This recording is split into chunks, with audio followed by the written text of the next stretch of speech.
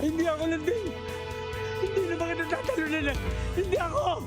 Siguraduhin mong hindi ikaw. Dahil kapag nalaman kong ikaw, may kalalagyan ka. Oh, landing! Hayaan mo pag minakuha ko impormasyon, itindimbre ko agad sa'yo! Hindi magiging makatotohanan ang isang scene, lalo na sa mga action movie natin sa Pilipinas, kung wala ang mga stuntman. Kadalasan sila pinapatalon sa kung saan-saan, pinapagulong-gulong, hinahagis at minsan ay nagiging kadobol pa ng mga artista at sila ang gumagawa ng mga mapapanganib na mga stunts na delikado para sa mga artista.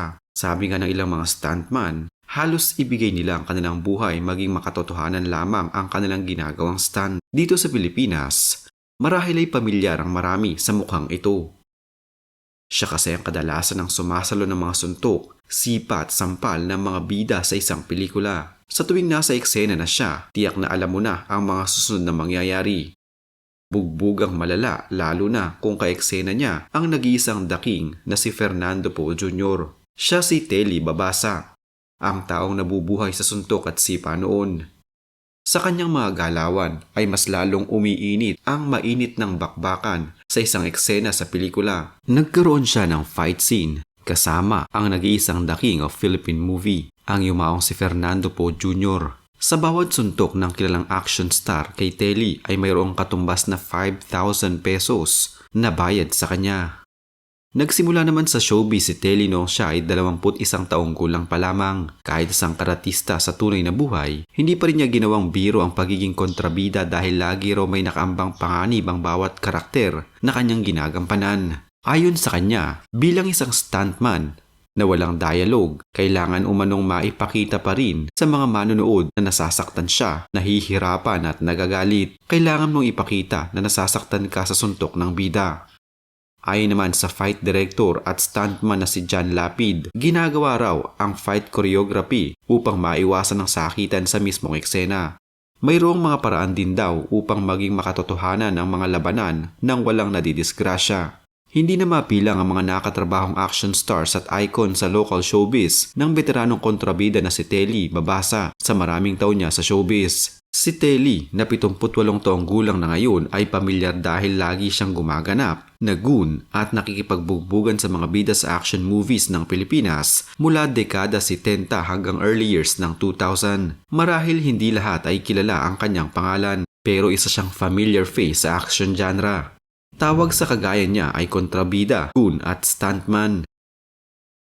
Pero wag tatawaging extra na ani ay nagpapainit sa dugo ng nag-iisang daking Fernando Poe Jr. Naging malapit si Telly kay FPJ dahil sa maraming pelikulang kanilang pinagsamahan.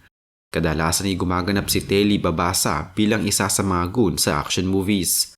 Sa ngayon ay hindi na aktibo si Telly, bagamat may mga kumukuha pa raw sa kanya, hindi na kasi siya pinapayagan ng kanyang anak at ng kanyang asawa. Nakatira ngayon si Telly sa Batangas kasama ang mga anak at asawa. Sapat na din ang kanyang pera upang mamahinga na lamang habang tumatanda na kasama ang kanyang mga mahal sa buhay. Bukod kay FPJ na tinatawag niyang manager noon, kabilang din sa mga bigating aktor na nakasuntukan ni Telly on-screen ay ang yumaong comedy king na si Dolphy at sina action stars Joseph Estrada, Rudy Fernandez, Ronnie Ricketts, Eddie Garcia at Jerry Craval. Ani Telly dahil marunong siyang magkarate, hinikayat siya noon ng dating action star na si Roberto Gonzales na pasukin ng pag-aartista. Nagdalawang isip pa noon si Telly at sinabi niyang hindi naman siya magandang lalaki para mag-artista na sinabayan pa ng malalaking tigyawat niya sa mukha noong mga panahong iyon.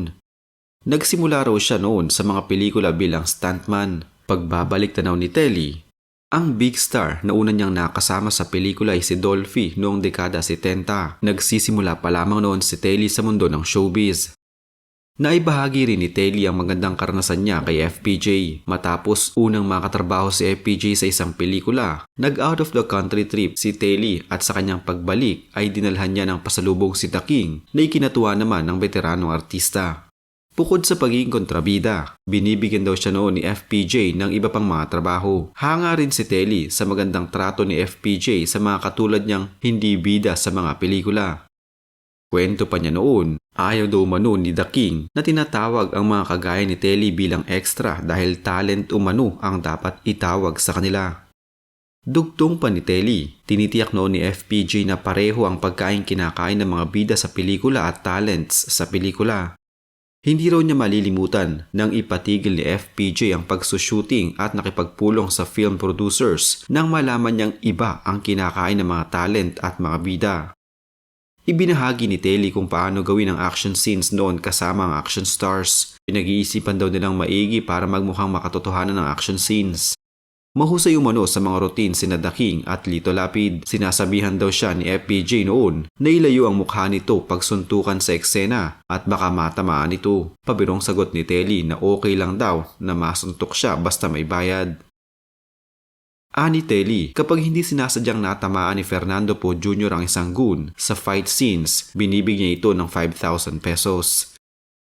Isa pa raw si Robin Padilla na daplis pagdating sa suntukan sa mga eksena. Halos dikit na umano ang bawat suntok ni Robin sa kanya. Hindi rin daw malilimutan ni Telly nang makatrabaho niya si Manny Pacquiao sa 2001 movie na Basagan ng Mukha. Hindi pa noon umano marunong sa mga routine si Manny kaya dikit na dikit ang kanyang mga suntok kay Telly. Sa ngayon ay tahimik nang namumuhay si Telly sa Batangas kasama ang kanyang pamilya. Hindi na din niya hinangad na muling makabalik sa mundo ng showbiz dahil may edad na din ito at karamihan sa kanyang mga nakaeksena ay namayapa na din. Sa klase ng pamumuhay ngayon ni Telly, makikitang naging maganda ang kanyang mga naging desisyon sa buhay. Hindi siya nalulong sa kung ano-ano mang mga bisyo at ginamit niya ang kanyang naging pera para sa kanyang pamilya. Hanggang sa ngayon, wala pa ring makakatapat sa husay at dedikasyong ipinakita ni Telly Babasa sa bawat eksena niya sa pelikula. Isa pa rin siya sa mga hiyas ng action movie films ng Pilipinas na dapat hangaan at pahalagahan. Si director lang. Siya lang yung director ko. Siya lang ang nakapagpayak sa akin. Saka si Romulo. Ayun, no. Puta, kalbahe talaga. Pero love na love ko yung director ko niyan. Thank you. Pero Pero kita ng right lap sa kulong. Pero lagi Cut sa, all the act. lagi sa pelikula, bugbugan ng dating mo eh. Pagdating dito, sa ano na to, Wala, drama Pang daw MMK ang dating Kaya pinayak ako ng gusto ng director. galing, galing po. Kaya pinariority ko muna yung shot sa iyo. Sena, oh. Galing nga eh.